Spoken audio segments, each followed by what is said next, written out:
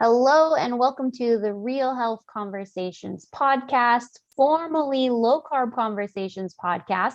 But I am here with Leah. Hi, Leah. Hi, Holly. How are you?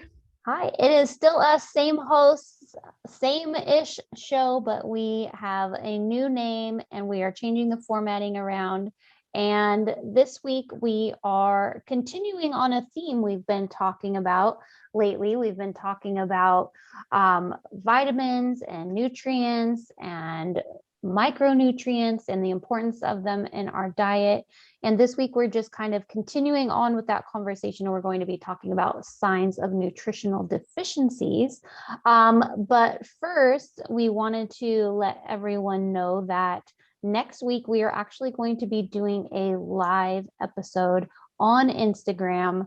Leah, what do we need to tell them about that? So our Instagram page is still currently called Low Carb Conversations, but it may change in between. You know, Instagram's got one of those things where it locks you out from changing names for like 14 days. So we may change to Real Health Conversations, but I think if you search up Low Carb Conversations, go and like that now. Then when we change the name over to Real Health Conversations, you'll be there ready for the live. And then all you have to do is go in and I think you tap the little notifications button and you say, alert me when they go live.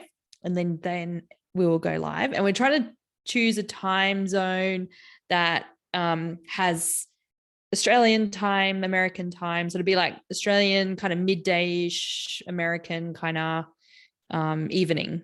So hopefully that all fits in. It'll be like late afternoon for New Zealand. And then I think even European time will be on then as well. It'll be like morning for them or something. Anyway, just go and like the Instagram page. It's currently called Low Carb Conversations, and we'll be posting more details there. All right. And we'll share the time and the day and everything.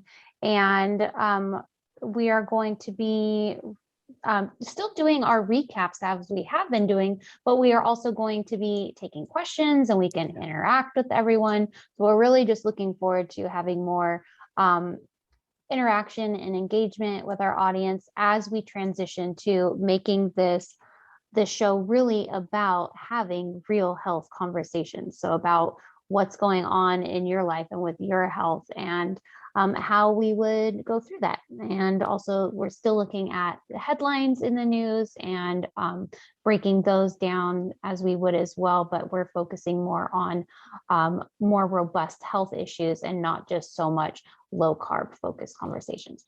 So, and I was going to say, and I would love if people find articles or headlines that they're confused by, overwhelmed, want to delve deeper into, want to even discuss with us, like, please bring those. We love flicking through the headlines and seeing what's out there and trying to debate and debunk that, like, you know, some of the health myths that come along with what we're seeing in social media and online and everything these days. Yeah. And along those lines, we don't see everything. So even Leah and I being in two different countries, we can be searching for the same topics and we get completely different search results. So wherever you are located throughout the world, you might be seeing things different from what we're seeing as well too. So yes, if you see interesting articles, please send them our way and share. So today we are, I think this will be one of our shorter episodes because we just want to touch on a couple things. And speaking about nutritional deficiencies, we're going to talk about nutritional deficiencies. They go undetected or without cause for alarm until someone starts seeing symptoms or they start until having. They don't. Oh yeah, until they don't start having symptoms. I can't speak. Anyways, they can tend to go on for a while before you realize they're even a problem, but they really can lead to life-altering health complications. Different areas of your body can present with different signs. which signal to you that something is physiologically wrong. And in practice, we refer to these as signs and symptoms, because usually you go into a doctor, you go into your health professional, and you have a whole list of what your symptoms are. And those are all pointing to signs of what the root cause can be. And sometimes it can be nutritional deficiencies, even if you are super health conscious or really intentional about what you eat. It's just the product of our nature, our heavily processed food supply, the demands of modern life. It can make it really hard for us to get the nutrients, the vitamins, and the minerals that we need to get from diet alone.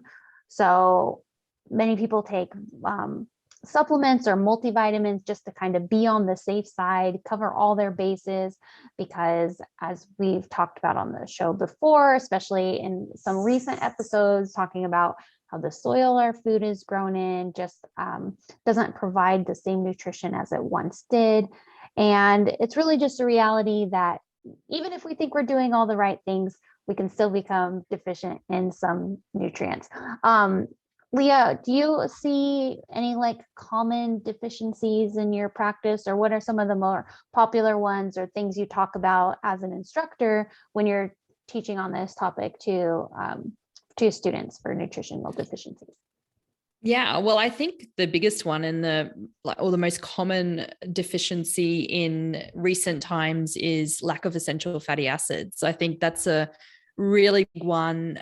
We were brought into the world, like our generation anyway, where our parents were on these low fat diets because fat was demonized, and then that's kind of spread through our lives. And luckily, maybe this generation is starting to realize that fats are okay, but there's still a lot of us out there that fear the fat. And so that can manifest in quite a lot of different ways, really, from even like having just like itchy skin. That can be a common fatty acids deficiency sign and symptom, to right through to dysregulated blood sugar levels. So when we're not eating the essential fatty acids to satiate and keep us full, our blood sugar levels can spike and go up and down, which we see. And if that keeps happening regularly over time, that will lead to diseases of inflammation like obesity or diabetes, those type of things. So it can start out as something as simple as, flaky, dry skin, itchy skin, and then it can manifest into something like diabetes or obesity. So I think as a deficiency in essential fatty acids is a really big one as well. There's a lot of other stuff that goes in there. Yeah, I think that's a big one as well. And that's something that I've actually struggled in, that I didn't know I was struggling with until going through the NTA program and doing all this stuff. And I realized, oh goodness, that is my problem there. And with the essential fatty acid deficiencies, a lot of time that goes back into digestion as well. So even if you are eating healthy fats and stuff, if your digestion is not operating optimally, you are not going to be absorbing those fats. And another problem is all the seed oils that we have and the trans fats in our diets as well, which clog up our body's receptors for being able to receive those nutritious, healthy fats that we need. That's a really good point. And something that I work with my clients, I'll look at their food and mood journal. And if they have lots of good fats in their diet, but they're still having signs and symptoms of a fatty acid deficiency, I will check their digestion. And if they're not absorbing the fats properly, then we'll work on digestion in order to get their fatty acids absorbed into the body, which will then in turn help their blood sugar regulation. Or if I'm looking and I can't see whether or not they have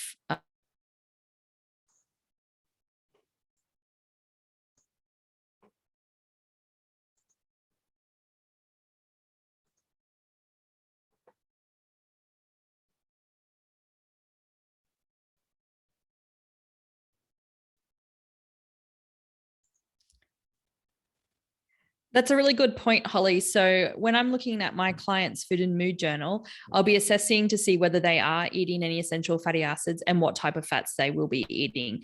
So if I'm looking at their food and mood journal and there's there's lots of good fats in there, but they're still having signs and symptoms of nutritional deficiency with fatty acids, then I will go and look at their digestive system, and I will see whether they're properly absorbing the fatty acids or not. And I'll work on digestion if they're not, which then in turn helps them to absorb the fats, which then in turn helps blood sugar regulation. So that's how you can see it all coming into balance. But if I'm looking at their food and mood journal and I'm not seeing any sources of good essential fatty acids, that's something else I want to work on bringing in. I'll also check the digestion as well to make sure it's adequate while I'm bringing in all those good fats. And if it's somebody that's been struggling with even absorbing and eating the fats, I'll take it very slow. I won't just load them up on fats straight away. I will take a very targeted, measured approach to get them in there. And I'll also be trying to transition out and remove any of those inflammatory seed oils or trans fats like you mentioned. Yeah, I'm glad you mentioned taking it slow, because a lot of times when people go into maybe a higher fat diet, whether it's keto or just trying to add in higher fats, but it's not something that they're accustomed to, they can get really sick. They don't necessarily feel well. And this is separate from that keto flu. This is a different type of not feeling well. And that's because when our body's not used to having fats, then our liver and gallbladder can't process it, because our gallbladder needs to have fats to be able to work and emulsify fats. If it's not getting fats, it's not working, it's not emulsifying anything. And so taking it slow is going to be beneficial to the client and how they're feeling, because you just don't rush into stuff like that. So I'm glad you mentioned it, because not a lot of people think about that. And I think not enough people talk about that. Like a lot of people push the high fat diet, eat more fat, eat more fat, eat more fat, but don't necessarily understand how digestion works and what the consequences of that might be for someone. And we had a really great conversation with one of your colleagues about that. So maybe we can link that up in the show notes for people who missed that episode. Yep, that was Dana Marsh. There was something else you said that reminded me of something. Oh, when you were talking about the food and mood journal and looking at symptoms. And so going back to someone coming in with a lot of symptoms that would tie back to signs of nutritional deficiencies, it is important to look at the diet. And I know when we see articles on the internet all the time that say, list a bunch of symptoms and say, if you have any of these, it could be a deficiency in this. And it's very plug and play. And then saying, and the automatic thought is, oh, I need a supplement for that then. Without considering, well, what foods could I be eating to get these sources? Because anything that we eat is going to be more readily absorbed by our bodies. But the other foot of that equation is backing up to the order of operations to how the body works and how food flows and assimilates through our body. Because if we are not properly digesting, it doesn't matter what supplements you're taking, you're not going to be absorbing those nutrients. So it really is a bigger picture, and not that's just here's the list of my symptoms. Oh, these are the supplements I need. Let me take something for that. Because if you're just jumping to taking supplements and not addressing why you're deficient in these areas, whether it's from your diet or from your digestion, you're just going to be having very expensive pee. Yeah, exactly. And I think it's important to mention here too that you may be nutritionally deficient in a particular nutrient, which is causing the issues, but you also may be lacking the cofactors in being able to assimilate and absorb the nutrient itself as well. So in terms of fatty acids, like, getting the bile to be working sufficiently and the gallbladder and everything like that as part of digestion, you'll need certain cofactors in order to absorb those fatty acids as well. So one of those, like digestion, is the cofactor there, but also you might need some supplements, like you might even need some like vitamin C to help with the bile. There's a lot of different other ones, like I can't think of the top of my head, but cofactors can definitely help. Like zinc is always a big cofactor in a lot of processes as well that people are lacking and need, because we're not getting zinc in our everyday foods as often these days, like we talked about last week. Zinc's in a lot of seafoods, and and it's not in this, and we're not getting it from the soil or anywhere like that anymore, or the foods that we're eating. So we're all very pretty much zinc deficient, and that acts as a cofactor for a lot of nutritional processes that need to happen. Yep. And I'm glad you brought up cofactors because, yeah, well, just about everybody is zinc deficient. That is something I know we test for in practice as well. But so it's also, again, really easy to go out and be like, oh, I'm zinc deficient, take a bunch of supplements for zinc, and not realizing that supplementing with zinc could also throw off copper, and then you're going to have issues there as well. So it's always best to try to get your nutrients from food sources or food derived supplements where they are going to be in more bioavailable formats, to where your body is going to be able to use them more readily instead of synthetic type vitamins. Definitely. You had a bit of an article, Holly, and I think that goes through some of those there. So why don't you tell us some of that? This is a Dr. Jockers article, and I just love his articles because they are incredibly thorough. Like, if there's something you want to look up about nutrition, he will tell you what you need to know, and then all the things you didn't know you needed to know. But sorry, I'm scrolling here. These are just some of the signs of nutritional deficiencies, and there's quite a few of them here that go through the eyes, teeth and gums, hair, nails, muscles, joints, mouth, skin, emotional and mental. But I just want to touch on the ones I see the most and I feel are probably the most common, at least from my experience. That's going to be muscles and joints, skin, and emotional and mental health. But starting with muscles and joints, people with muscle cramping, twitching, edema, swelling, even numbness and tingling. And one people don't think about as nutritional deficiencies is clicking in the joints. And anything joint related, everyone's selling collagen these days. So it's like, oh, you need collagen, you put it in your coffee, put it in everything. But it actually can tie back to magnesium, the B vitamins, calcium, potassium, and manganese. So it's not just collagen. Collagen is not going to solve all the problems there. And you probably need some good fats in there to lubricate those joints as well. Yeah, and hydration. Drink some water. Drink some water, people. And then another popular one is skin. Sometimes when there's issues in the skin, the first thing we want to jump to is liver, because a lot of times when the liver is overburdened, it pushes things out to the skin as like our next biggest organ and our biggest organ for detoxing. When the liver is overburdened, everything's get pushed to the skin. But we also need to back up and look at, well, what could be going on nutritionally in a deficiency capacity when it comes to the skin. And it talks about bumps on the back of the arms, dry or rough skin, unusual nosebleeds, easily bruising, acne during menstruation, dermatitis, and stretch marks. And again, that's going to be your zinc. A lot of vitamin A, E, and C is going to be the culprit there for when it comes to skin issues. It caught my eye with the nosebleeds, because here we are in the summertime and kids are getting nosebleeds like crazy over here, and seeing that it's related to vitamin C. It's summertime. We're swimming in the chlorine pools. Chlorine depletes vitamin C. So I think those two go hand in hand there. And just now I'm seeing that going, aha, that makes sense.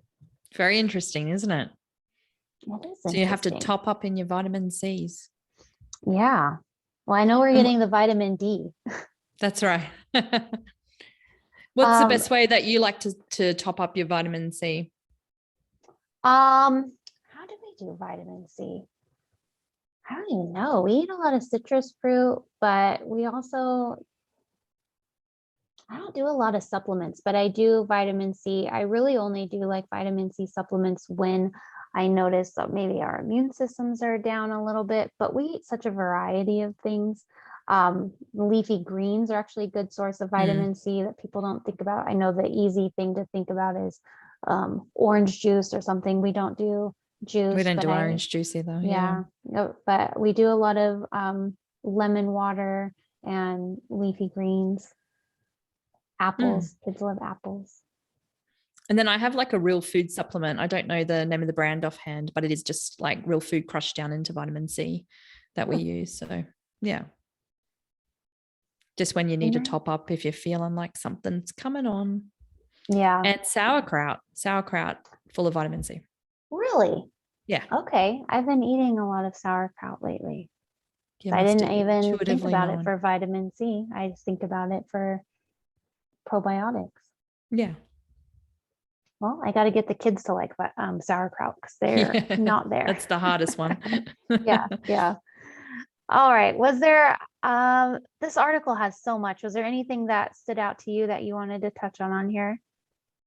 No, I did like that you do have something there around the overconsumption of one vitamin or mineral can leave your body out of balance and deficient in another mineral. We talked about that briefly. Do you want to talk about that a little bit more? Like, so we didn't really quite explain it too well, but, you mentioned that, if we start supplementing with one, then it can throw the balance off something else. So everything kind of has this synergistic relationship with each other.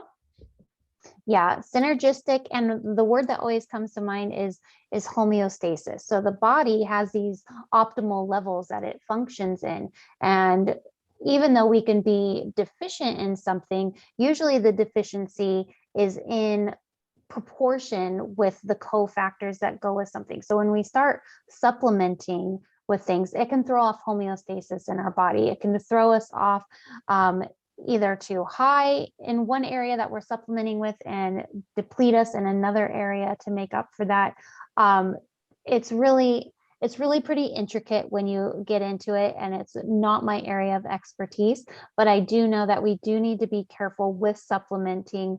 And that's speaking more to supplementing with just like a specific supplement. So if you're just taking vitamin D, or you're just taking vitamin, or just taking zinc, or just taking magnesium. It's not so much seen if you're taking more of a multivitamin type of a thing, because those are formulated to be in the right ratio that your body would be able to utilize it if they try to formulate them in the right ratios that you would find in nature as well, and your food sources. And so I would just exercise caution if using just single nutrient supplements. Yeah, definitely. And like when we're teaching NTA, we always bring up this picture of the mineral wheel, and it's just like so many different relationships going everywhere with one another. So yeah, you do need to be a little bit cautious if you're just like, I'm going to just hammer in this one over and over, and you just don't realize that it could be causing another effect somewhere else. Yeah. And I would just say, like, if you are feeling like you need to be supplementing heavily with one particular nutrient, like really dig deep into why. Like, is it because you have a symptom that's really bothersome and you were told this nutrient would help you there? That's a signal there to dig a little bit deeper as to why this symptom is recurring, why it's bothersome, and why you might be deficient in this nutrient that'll help you combat that system. So it's our symptom. So there's always more questions to be asking to dig deeper, because just like we don't advise taking over-the-counter medications for symptoms as a Band-Aid, supplements can be used as a Band-Aid as well, when really we need to figure out, why is the body giving me this symptom? Because that symptom is a language. That's your body talking to you and letting you know that something's wrong. That's not your body saying, hey, I need to take more supplements. Definitely agree with that. That's a really good point there. And I think, like, if you want to understand a little bit more around, some of those deeper questions, last week we talked about some of those, like stress being, if you're under constant stress, then you're losing a lot of minerals. So that could be a deeper reason why, age, all of those things. So check out that episode if you haven't listened to it. Nice plug. Okay. All I'm going to link up this article because there really is a lot of great information in here. But just as we were talking about how you don't just say, oh, these are all my symptoms, here's a supplement for that. I will say, just with the grain of salt, that this article does point to some supplements to be taking. So I will say, take our conversation from this episode with this article and glean the information from it that most resonates with you and your particular situation. And if you have questions, if you are having a symptom and you're supplementing for something and you have questions about it, send it in to us, because maybe we can chat about it. Definitely. All right. Do you have anything else? No, I think that's it. And I think, a lot of the information that we've been talking about comes from our skills that we've brought together from our training at Nutritional Therapy Association. And the September class is just finishing up in these few weeks. And we've got all these graduates coming out, and the September enrollment for the next round is coming up. It's July already, and September is just around the corner. So if you're thinking that you want to learn a bit more and dive a little bit deeper, then both Holly and I will always recommend the Nutritional Therapy Association. If you're in the USA, we've got a link on our website. I think it says "Want My Job" or something like that. And click on it. It'll take you through and you can learn a bit more about the Nutritional Therapy Association. If you're in Australia, New Zealand, the course is a little bit different over here in that we have clinical hours and still do we need to have a bit of a different regulation here. So if you're interested in that, then just send us an email. We'll point you in the right direction. It can be a little bit confusing because, we've got so much multicultural countries happening here, but not really, just two. But but things are different in each country. So depending where you're located, reach out. We'll put you in the right direction, and you can learn. You might want to dive a little bit deeper. A lot of people go to the course to find out more information like this so they can look at the world through a different lens. And other people do it because they have signs and symptoms that they want to heal for their family, themselves, or they want to go out and help other people as well. Yeah, I will say it really is a wonderful program for, especially if you've gone through health journey yourself and you want to now help people with that, or if you are currently on a health journey and just looking to find more answers and dive a little bit deeper into understanding your own body and how it works. I cannot say enough good things about NTA. I'm sorry, they do not sponsor this show. We are just big fans of the education we received and the steps they are doing to educate people with this information, because it really does focus on foundational nutritional health. And I think this information really can change the world. So if that is something that interests you, then I cannot recommend it highly enough. That's right.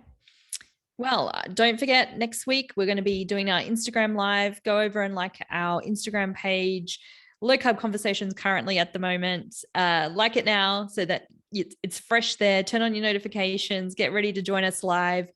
Bring some questions, hopefully ones that won't stump us. But if we can't answer it live, we'll find out the answer for you. All right. Well, that's all you've got today, Holly? That's all I have. Oh, awesome. That's all right. Well, that's the end of today's episode. Our theme music is created by Andrew Bowden and our production services are by Kevin Kennedy Spain of Disc of Light Media. Have a great week, everyone. Have a great week.